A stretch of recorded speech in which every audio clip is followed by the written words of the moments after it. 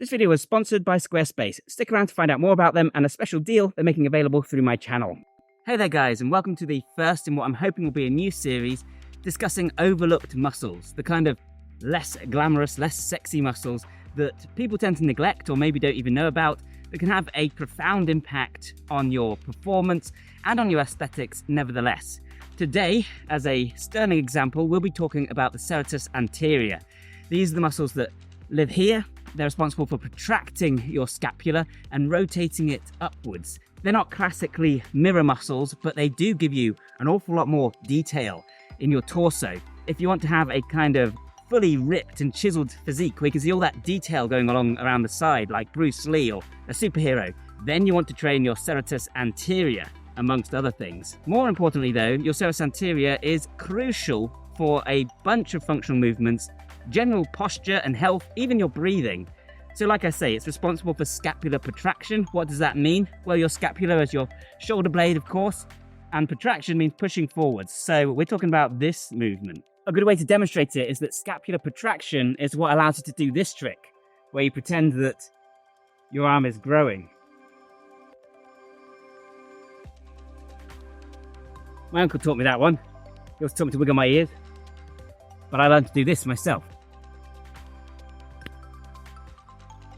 Learn these tricks and be a hit with the ladies. They're pushing, but not by bending and straightening the arms, not by adducting the chest, pushing from your shoulders with all else being completely still. At the same time, like I said, it's also important for rotating the scapula upwards, which means doing this so that you can get your arms overhead. And these two functions are really extremely useful for a whole bunch of things. One of the first things that comes to mind is boxing. The Serratus Anterior is sometimes called the boxer's muscle, and the reason for this is because it's what allows you to get that extra bit of movement to fully extend the arm and punch through. If you punch only like this, without punching all the way through your shoulder, you're going to rotate your core at the same time. You want to extend the shoulder, then you're not going to get as much power as possible. Same goes for any pushing movement, any throwing movement, anything where you're launching something forward. If you're pushing with just your arms and chest, then you're not tapping into the full strength that you have available. And of course, being able to rotate your arm overhead is extremely important for, well, again, boxing, uppercuts, of course, but also any movement where you're lifting something overhead, a whole bunch of calisthenics movements like handstands.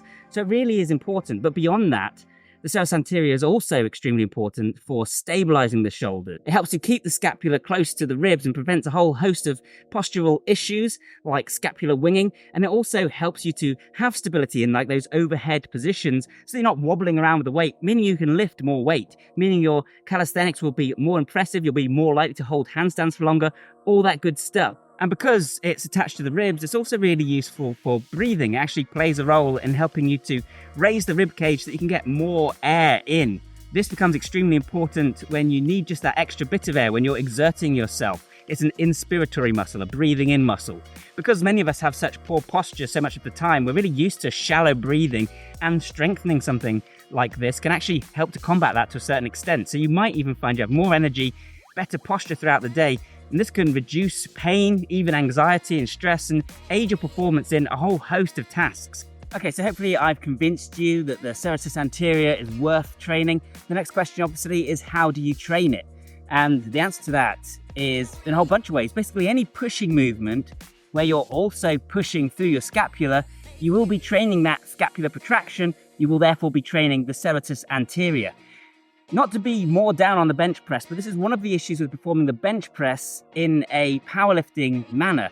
When you perform a bench press but keep your shoulder blades retracted, squeezed together and pulled back in order to create more stability and push more weight to further isolate the pecs, whilst this does let you lift more and will improve your bench press numbers potentially, it's also biomechanically unsound. You would never push something in real life whilst keeping your shoulder blades retracted. And this can actually, over time, if you're not doing compensatory movement patterns to address this, it can lead to imbalances and cause some postural issues, some shoulder pain. This is one of the reasons that bench press can create shoulder pain. It's not an issue with the bench press, it's an issue with doing really, really heavy bench press and then nothing additional to complement it. So what you want to do is get into your push-up position as normal, lower yourself down, push back up, and then when you get to the top, the only difference is you're going to keep pushing. Your arms are locked out, but you're still pushing through, trying to push the ground away from you. Now this isn't really a variation. This is technically how you're supposed to perform a push-up. I've actually argued in favour of doing shorter range of motion, exploding, bouncing push-ups. That's really good for keeping the emphasis on the chest. But I always say you should also be doing something like this to train that full range of motion. It's just horses for courses, different tools for different purposes. But again, it's about that balance. If you're only doing one and neglecting the other, then you're missing out and you're potentially going to cause imbalances. And if you want to take this further, then you can just do scapular push-ups. You might have already guessed what that means. Basically, you're going to get into this position, keep your arms locked out and straight, and then lower, and then push through the shoulders. Nothing else is moving. And that might seem quite easy, but if you're not used to it, then trust me, as you do more and more, you're going to start to really feel it build up, and you'll feel some burn there on the serratus anterior. This is a really important and useful skill for calisthenics. Calisthenics involves a lot of straight arm strength.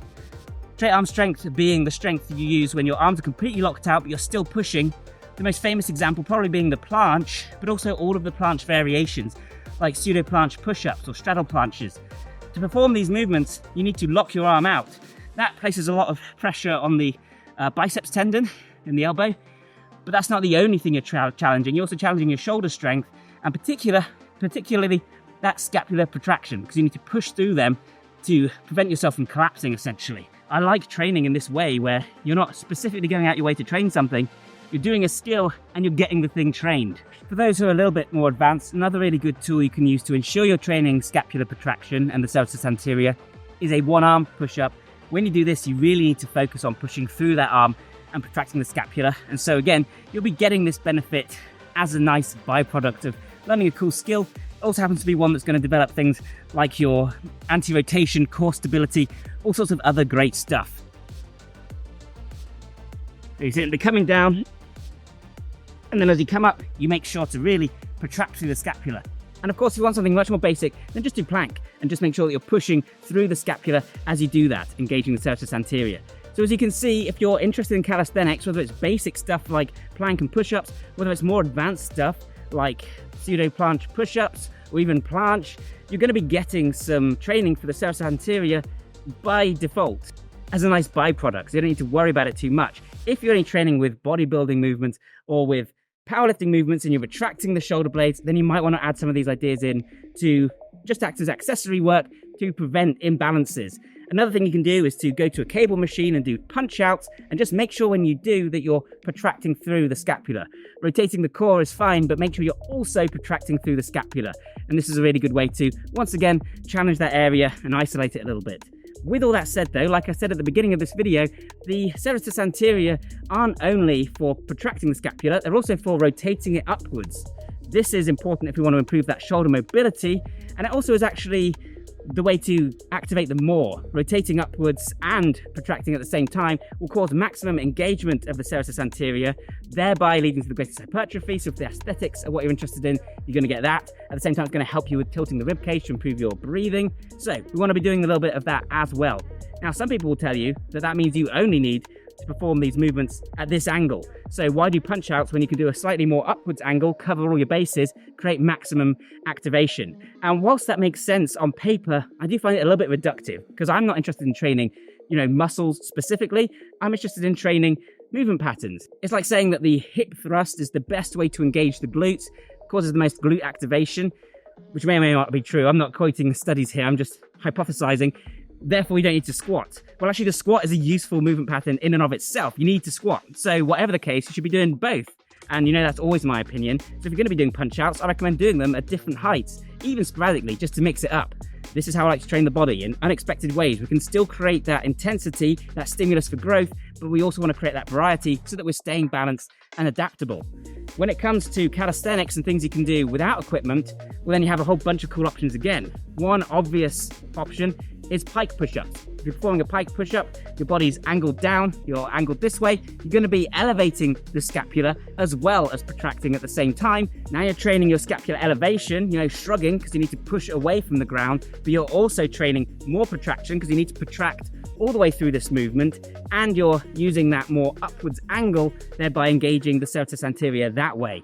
And if you want to make the pike push-up easier, you can do so by putting your hands on an elevated surface. If you want to make it harder, then you can do so by putting your legs on an elevated surface. Even handstands actually do involve a little bit of serratus anterior action. Whilst when you're upside down, you're going to be pushing, again, using scapular elevation and engaging the traps more. In order to get into that position, you're first rotating your body. Now, if you're just kicking up into that position, you don't need to worry about it so much. But if you're elevating yourself slowly, if you're doing something like a crow stand to press handstand, something like that, bent arm press handstand, then you're going to be using the serratus anterior as you rotate the body upwards and push up. What you can also do is to actually isolate just that portion of getting into the handstand where you're going from holding yourself in a lower position, rotating your legs upwards and then bringing yourself back down. You can do this from a crow pose, or you can actually just bring your legs in between. And this is a great way to do that. Even if you're doing L-sits to handstand press, this is a fantastic one for training your shoulders and your scapula through a massive range of motion. Another great one we've been talking about recently for training the serratus anterior is the kettlebell halo. Here you're taking a kettlebell, rotating it around your head. Made a whole video on it, so you can find out more about it there. But the idea is that here, because you're raising your arms again over your head, holding the kettlebell, you're going to be engaging the serratus anterior a little bit. And those high repetitions are a great way to really get blood flowing there. Another one you can do if you're looking for something easier that you can do at the gym is wall slides. Here you're basically going to take a foam roller or something and you're going to lean against it, standing up with your forearms and the foam roller against the wall. Then you're going to protract through the scapula to kind of push the foam roller into the wall. And as you do, you're going to rotate your scapula upwards, raise your arms and roll it up the wall, maintaining that pushing pressure the whole way through. And this is just a simple exercise that anyone can do. Of course, if you're someone who struggles to get your arms overhead and you experience pain in these positions, then I recommend that you don't do this. Build up to it slowly. Just work within the range of motion that you find comfortable. So there you go, guys. That's how you train your serratus anterior and why I think more people should be doing so. Let me know if this is something you train in the comments down below, and let me know your suggestions for overlooked muscle that you'd like me to focus on in future. In the spirit of training for balance, I think we need to look at the rhomboids, because if you're going to be doing all this to protract the scapula, we also need to focus on how to retract them and squeeze those shoulder blades together. So maybe that's a video for future. Also want to look at quadratus lumborum and a whole host of others. So yeah, let me know what you think in the comments down below. And if you'd like a training program that takes this approach and this philosophy, utilizing a whole host of different movements that combine together to create a functional performance profile, training not only max strength, but also stability, balance, even things like cardio and brain function, then you might enjoy my ebook and training program, Super Functional Training 2.0. I'll leave a link in the description down below. It comes with over 2 hours of instructional video and an 85+ page ebook. The really big summer sale is now over, but I am keeping it at a slightly reduced price for a while because a few people requested that I do. So yeah, check it out now. Either way, thank you so much for watching this one, guys, and I'll see you next time. Bye for now. By the way, guys, this video was sponsored by Squarespace. So Squarespace is a website building platform that makes it extremely easy for anyone to build their own website. You don't need any coding skills, any experience, because you can simply select from one of their ready-made templates that already looks beautiful and professional and modern, and then just customize it to meet your requirements. To do this, you simply use a very intuitive drag and drop system, and within minutes, you can have a website up and running that's exactly to your specification.